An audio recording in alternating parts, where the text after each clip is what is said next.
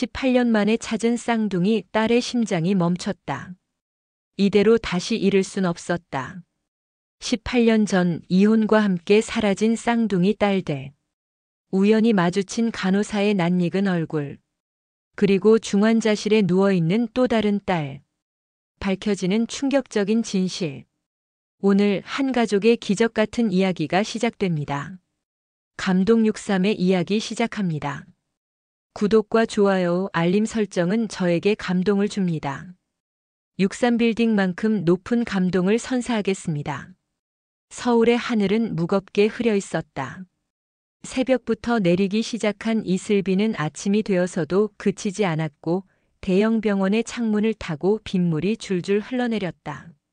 중환자실 앞 복도에서 한지민 간호사는 무거운 발걸음을 멈추었다.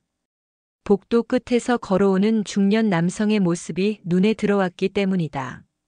지민은 그 순간 심장이 멎는 듯한 충격을 받았다. 18년 전 어린 시절 간직했던 사진 속 아버지의 모습이 떠올랐다. 세월의 흔적이 깊게 패인 얼굴이었지만 눈매와 콧대는 그대로였다. 사업가 박민석이었다. 그는 의사와 상담을 마치고 중환자실로 향하는 중이었다.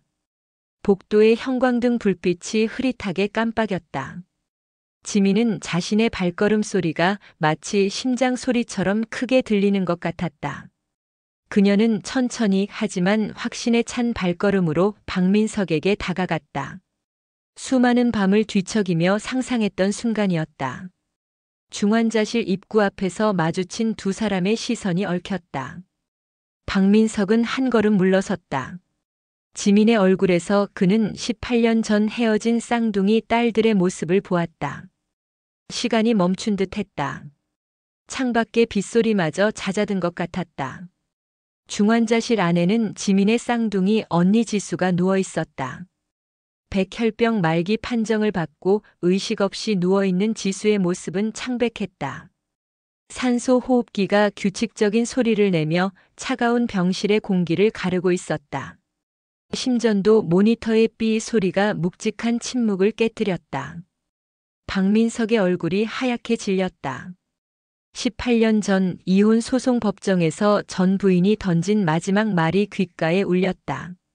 당신 같은 사람은 영원히 아이들을 못 만날 거야. 민석은 바람을 피고 도박을 즐겨했다는 억울한 누명으로 이혼 판결에서 패소하였다. 전 부인은 치밀하게 거짓 증거를 만들어서 제출했다. 아무도 민석을 믿어주지 않았다. 그는 딸들에게만큼은 떳떳한 아버지가 되고 싶어 이혼 후 딸들을 찾아 헤맸다. 형사를 고용하고 전국의 학교를 수소문했다. 하지만 전 부인은 마치 증발이라도 한 듯 흔적도 없이 사라졌다. 지민의 눈에서는 뜨거운 눈물이 흘러내렸다. 항상 그리워했던 얼굴이었다. 친구들이 부모님과 함께 있는 모습을 볼 때마다 가슴 한켠이 아려왔던 순간들이 떠올랐다. 그녀는 떨리는 목소리로 자신을 소개했다. 병원 복도의 차가운 조명 아래에서 서로를 바라보는 부녀의 눈빛은 18년의 시간을 거슬러 올라갔다. 창밖의 비는 더욱 거세게 내리고 있었다. 지민은 지수가 백혈병 말기로 시간이 얼마 남지 않았다는 차가운 현실을 아버지에게 알렸다. 중환자실의 차가운 유리문 너머로 지수의 모습이 보였다. 창백한 형광등 불빛 아래 누워있는 그녀의 모습은 마치 백설공주처럼 아름답고도 슬펐다. 산소 호흡기 소리와 심전도의 단조로운 신호음만이 무거운 침묵을 깨뜨렸다. 박민석은 딸을 찾은 기쁨도 잠시 또 다른 이별의 공포에 사로잡혔다. 18년 만에 찾은 딸이 죽음의 문턱에 서 있다는 사실이 그를 짓눌렀다. 복도 벽에 기대어 선 그의 어깨가 무겁게 떨렸다. 병원 창밖으로는 여전히 비가 내리고 있었고 그 빗줄기 속에 세 사람의 운명이 새로운 국면을 맞이하고 있었다. 형광등 불빛 아래 누워있는 지수의 모습은 마치 깨지기 쉬운 유리 인형 같았다. 한때 건강하고 활기 넘쳤을 그녀의 모습을 상상하며 박민석의 가슴이 무너져 내렸다. 담당인은 지수의 상태가 매우 위중하다고 했다. 백혈병이 이미 전신으로 전이되었고 골수 기능이 거의 멈춘 상태였다.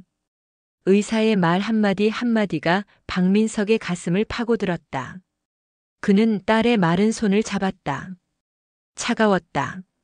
지민은 떨리는 목소리로 지난 세월을 이야기했다. 18살이 되던 해 새아버지의 끊임없는 학대를 견디다 못한 지수는 결국 가출을 선택했다. 그로부터 몇 개월 후 도박 빚에 쫓기던 새아버지는 친모와 함께 야반도주하듯 사라졌다.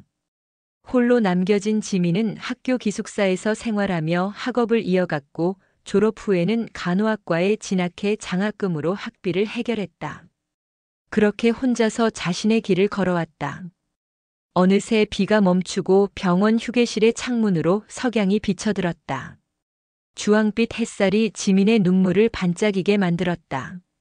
그녀는 그동안 외로웠던 나날들을 떠올렸다. 간호사의 꿈을 꾸게 된 것도 그때부터였다. 아픈 사람들의 마음을 누구보다 잘 이해할 수 있을 것 같았기 때문이었다. 지수의 이야기는 더욱 가혹했다. 가출 후 편의점 아르바이트로 근근히 살아가던 그녀는 우연히 SNS를 통해 지민을 찾았다. 자매는 그렇게 눈물의 재회를 했다. 하지만 그 기쁨도 잠시, 지수가 갑자기 쓰러진 것이다. 처음에는 단순 빈혈로 생각했지만 정밀 검사 결과 백혈병 말기 판정을 받았다. 박민석의 주먹이 휴게실 벽을 쳤다. 소리를 듣고 놀란 다른 보호자들이 쳐다봤지만 그는 아랑곳하지 않았다. 18년 전 그날 왜 더 적극적으로 딸들을 찾지 않았는지 자책감이 밀려왔다. 병원 복도를 걷는 박민석의 발걸음은 무거웠다. 휴대폰 갤러리에는 지수의 병상 사진이 새로 추가되어 있었다. 그는 오래된 지갑 속 사진을 꺼내들었다. 18년 전 마지막으로 찍은 가족 사진이었다. 해맑게 웃고 있는 쌍둥이들의 모습에 그의 눈시울이 붉어졌다. 간호사 스테이션에서는 지민이 바쁘게 차트를 정리하고 있었다. 그녀는 수시로 지수의 병실을 들여다보았다. 의료진이라는 이유로 24시간 언니를 지킬 수 있다는 것이 그나마 위안이 되었다. 하지만 전문가이기에 더욱 잘 알고 있었다. 언니의 상태가 악화되고 있다는 것을. 밤이 깊어갔다. 중환자실의 불빛만이 병원을 밝히고 있었다. 박민석은 집으로 돌아가지 않고 병원 로비의 의자에 앉아 있었다. 잠시 눈을 감았다가 떴을 때 그의 옆에는 지민이 앉아 있었다. 아버지와 딸은 말없이 나란히 앉아 긴 한숨을 내쉬었다. 창밖으로는 여전히 비가 내리고 있었다. 병원 구내 카페에서 지민은 오래된 일기장 하나를 꺼냈다. 연락이 끊겼던 어머니로부터 어느 날 갑자기 연락이 왔고 지민은 어머니를 만나게 되었다. 어머니는 늙고 병들어 있었다. 어머니가 세상을 떠나기 전 그녀에게 남긴 마지막 유품이었다. 박민석은 떨리는 손으로 일기장을 펼쳤다. 희미해진 잉크 자국 사이로 5년 전 부인의 마지막 고백이 적혀 있었다. 카페의 따뜻한 조명 아래 과거의 진실이 한 줄 한 줄 모습을 드러냈다. 전 부인은 췌장암 말기 판정을 받고 입원한 상태였다. 시한부 선고를 받은 그녀는 마지막 순간에 지민에게 모든 것을 털어놓았다. 바람을 피우고 도박에 빠진 것은 자신이었다.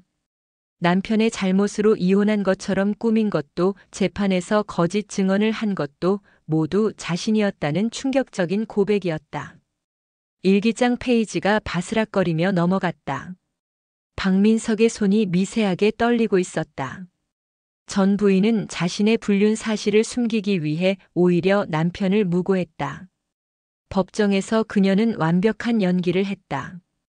증인들까지 매수해 거짓 증언을 받아냈다. 판사는 그녀의 진술을 전적으로 믿었고 박민석에게 패소 판결을 내렸다. 지민은 천천히 고개를 들어 아버지를 바라봤다. 눈가에 맺힌 눈물이 조명에 반사되어 반짝였다. 어머니는 임종 직전 죄책감에 시달렸다. 딸들의 인생을 망가뜨린 것도 모자라 선량한 남편의 명예까지 훼손한 자신을 용서할 수 없었다고 했다. 카페 벽에 걸린 시계가 자정을 가리켰다. 일기장의 마지막 페이지에는 떨리는 글씨체로 미안합니다라는 세 글자가 반복해서 적혀 있었다. 박민석은 일기장을 덮었다. 18년이라는 시간이 한순간에 무너져 내렸다. 그동안 그가 안고 살았던 죄책감과 분노가 한순간에 허상이었음이 드러난 것이다. 중환자실에서 심전도 소리가 평소보다 빠르게 울렸다. 지수의 상태가 불안정해진 것이다. 지민은 급히 자리에서 일어났다. 간호사 본능이 발동한 것이다. 박민석도 따라 일어섰다. 그의 눈빛이 흔들렸다. 방금 전까지 읽었던 과거의 진실보다 눈앞의 현실이 더욱 그를 옥죄어왔다. 병원 복도는 적막했다. 형광등 불빛이 일정한 간격으로 두 사람의 그림자를 만들었다. 지민은 아버지의 팔을 잡았다. 어머니의 진실이 밝혀진 지금 더는 과거에 발목 잡혀서는 안 된다고 했다. 지금은 지수를 살리는 것이 우선이라고 했다. 밤샘 근무를 마친 의료진이 피곤한 발걸음으로 지나갔다. 박민석은 주머니 속에 지갑을 꽉 쥐었다. 그 안에는 18년 전의 가족 사진이 여전히 들어있었다. 이제는 그 사진 속의 미소가 거짓이었다는 것을 알게 되었다. 하지만 그때의 쌍둥이들의 해맑은 웃음만큼은 진실이었다. 중환자실 앞 박민석은 유리창 너머로 지수를 바라봤다. 산소 호흡기 소리가 규칙적으로 울렸다. 그는 마음을 다잡았다. 과거는 이미 지나갔다. 이제는 현재의 딸들을 지켜야 할 때였다. 복도 끝에서 새벽을 알리는 병원 내 방송이 울렸다. 새벽 회진이 시작되었다. 주치의는 무거운 표정으로 지수의 상태를 설명했다. 항암 치료에 반응하지 않는 백혈병. 골수 기능은 거의 정지 상태. 일반적인 치료법으로는 더 이상의 호전을 기대하기 어렵다는 진단이었다. 의사의 말 한마디 한마디가 차가운 의료용 칼날이 되어 박민석의 가슴을 파고들었다. 병원 로비의 대형 모니터에는 아침 뉴스가 나오고 있었다. 미국 FDA가 새로운 백혈병 치료제의 임상실험을 승인했다는 소식이었다. 지민은 즉시 관련 의학 논문들을 찾아보기 시작했다. 기존 항암제에 내성이 생긴 말기 환자들에게서도 놀라운 치료 효과를 보였다는 내용이었다. 하지만 아직 임상실험 단계였고 한국에서는 시도조차 할 수 없는 치료였다. 그렇지만 이 기회를 놓칠 수 없었다. 소중한 하나뿐인 쌍둥이 언니를 위해 지민은 임상실험 참가 신청서를 제출했다. 한편 박민석의 사무실에는 오전부터 긴급회의가 열렸다. 대형 화면에는 회사 재무제표가 띄워져 있었다. 임원들은 걱정스러운 눈빛으로 그를 바라봤다. 회사 지분 매각은 곧 경영권 포기를 의미했다. 20년간 일구어온 사업이 한순간에 무너질 수 있다는 경고였다. 하지만 박민석의 눈빛은 흔들림이 없었다. 그의 손끝은 이미 매각 계약서 위에서 움직이고 있었다. 춘천의 철물점에서 시작해 중견기업으로 성장시킨 회사였다. 하지만 그의 머릿속에는 오직 창백한 얼굴로 누워있는 지수의 모습뿐이었다. 임상실험 참가가 확정되면 돈이 필요했다. 민석에게는 이 방법뿐이었다. 펜이 계약서 위를 스치는 소리가 사무실 안을 가득 채웠다. 그 시각 병원 직원 휴게실에서는 지민이 새로운 소식을 기다리고 있었다. 미국 병원과의 화상 상담이 예정되어 있었다. 임상실험 참여 비용은 천문학적이었다. 항공료, 현지 생활비, 치료비까지 모두 합치면 아버지의 회사 지분 매각금으로도 빠듯한 금액이었다. 지민은 자신의 적금 통장을 바라봤다. 결혼자금으로 모아둔 금액이었지만 이미 마음은 정해져 있었다. 저녁이 되자 병원은 다시 정막에 잠겼다. 중환자실의 지수는 산소 호흡기에 의지한 채 깊은 잠에 빠져 있었다. 담당 간호사가 링거액을 교체하는 동안 박민석은 딸의 마른 손을 잡았다. 차가운 손끝이 그의 손바닥에서 미세하게 움직였다. 마치 아빠, 나 살고 싶어요라고 말하는 것만 같았다. 밤하늘에는 별이 총총 빛나고 있었다. 병원 옥상에서 박민석과 지민은 나란히 서서 하늘을 올려다봤다. 지민은 자신이 골수 기증자가 되겠다고 했다. 쌍둥이인 만큼 일치 확률이 높다는 설명이었다. 생명의 끈을 이어주고 싶다는 동생의 눈빛에서 결연한 의지가 느껴졌다. 그때 박민석의 휴대폰이 울렸다. 미국 병원에서 온 메일이었다. 임상실험 참가가 승인되었다는 내용이었다. 절망 속에서 피어난 작은 희망의 불씨. 그것을 살리기 위해 두 사람은 밤새 준비를 시작했다. 마침내 지수의 수술날이 다가왔다. 미국 뉴욕의 한 대형 병원. 수술실 앞 복도에는 깊은 정적이 흘렀다. 초록색 수술중 표시등만이 차갑게 빛나고 있었다. 박민석은 긴 벤치에 앉아 딸들의 어린 시절 사진을 바라보고 있었다. 지수의 골수이식 수술이 시작된 지 벌써 4시간째였다. 며칠 전 지민의 골수 기증을 위한 검사가 진행되었다. 의료진은 쌍둥이 자매의 높은 일치도에 놀랐다. 마치 운명이 만들어낸 기적 같았다. 지수의 수술은 즉시 결정되었다. 하지만 수술은 결코 쉽지 않았다. 극도로 쇠약해진 지수의 상태는 전신 마취조차 위험한 수준이었다. 수술실 안에서는 지민의 골수를 채취하는 작업이 한창이었다. 차가운 수술대 위에서 그녀는 눈을 감은 채 언니를 생각했다. 등뼈에 주사를 찌르는 통증이 밀려왔지만 그녀의 표정은 평온했다. 마취 없이 진행되는 고통스러운 시술이었지만 지민은 이것이 언니에게 줄 수 있는 마지막 선물이라 생각했다. 오후 5시 마침내 골수 이식이 시작되었다. 채취한 골수는 특수 처리를 거쳐 지수의 체내로 주입되었다. 의료진들은 모니터를 주시하며 긴장된 표정을 지었다. 지수의 심장 박동이 불안정하게 요동쳤다. 산소 포화도가 급격히 떨어지기 시작했다. 경고음이 수술실을 가득 채웠다. 그때였다. 지수의 심장이 멈췄다. 모니터에는 긴 직선이 그려졌고 날카로운 경보음이 울렸다. 코드 블루, 코드 블루. 의료진의 긴박한 외침이 퍼졌다. 제세동기가 준비되었다. 찰지. 의사의 외침과 함께 전기 충격이 지수의 가슴을 강타했다. 1번, 2번, 3번. 하지만 심장은 다시 뛰지 않았다. 수술실 밖 갑작스러운 소란에 박민석이 벽을 짚으며 일어섰다. 의료진들이 분주히 뛰어다니는 모습이 유리창 너머로 보였다. 그의 다리가 휘청거렸다.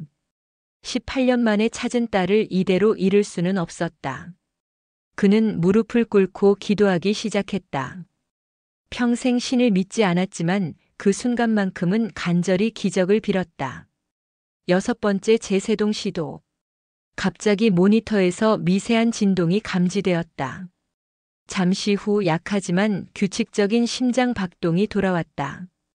의료진들 사이에서 안도의 한숨이 터져나왔다. 지수의 심장은 다시 뛰기 시작했고 산소 포화도도 천천히 회복되어 갔다. 수술이 끝나고 중환자실로 옮겨진 지수는 조용히 눈을 떴다. 의식이 돌아온 것이다. 그녀의 눈에서는 눈물이 흘러내렸다. 지수는 힘겹게 입을 열었다. 자신이 죽음의 문턱에서 본 것을 이야기했다. 밝은 빛 속에서 어머니를 만났다고 했다.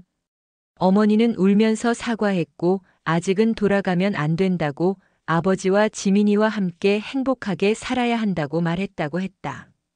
중환자실 창 너머로 새벽빛이 스며들기 시작했다. 지수의 병실에는 이제 산소 호흡기 대신 그녀의 잔잔한 숨소리만이 들렸다. 박민석은 한 손으로는 지수의 손을, 다른 한 손으로는 지민의 손을 잡았다. 따스한 온기가 세 사람의 손을 통해 전해졌다. 죽음의 문턱에서 돌아온 딸과 그것을 가능하게 해준 또 다른 딸. 이제 그들의 새로운 이야기가 시작되려 하고 있었다. 1년 후 서울의 한 공원에서 벚꽃이 흩날렸다. 휠체어를 탄 지수의 머리카락이 바람에 살랑거렸다. 완치 판정을 받은 후 재활치료를 시작한 지 6개월째였다.